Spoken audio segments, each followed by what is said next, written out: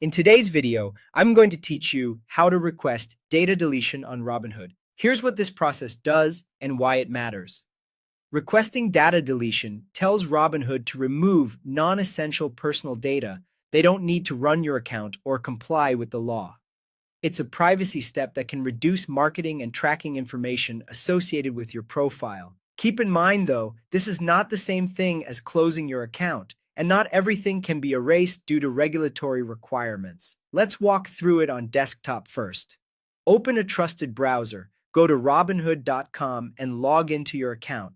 Once you're in, click on your profile, then go to Settings. From there, find the Security and Privacy section. Inside that menu, click Manage your data. You'll see an option labeled Request Data Deletion. Select that, review any prompts or notices that appear, and confirm your request. You may be asked to verify your identity, such as entering a code or confirming via your device. That's normal and helps protect your account. If you're using the mobile app, the flow is the same.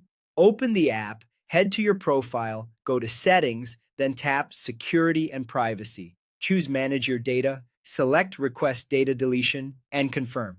The wording and icons may look slightly different depending on your device, but the path is identical. Now, an important clarification. Requesting data deletion does not close your account. If you want your account deactivated or closed, that's a separate action you'll need to take within Robinhood.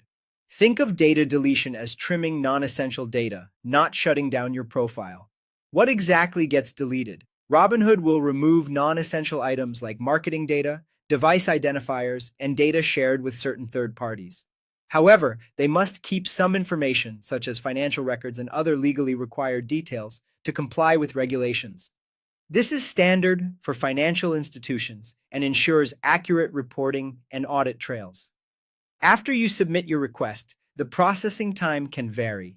It typically takes anywhere from a few days to a few weeks, depending on workload and verification needs. You don't need to resubmit or take any extra steps during this period.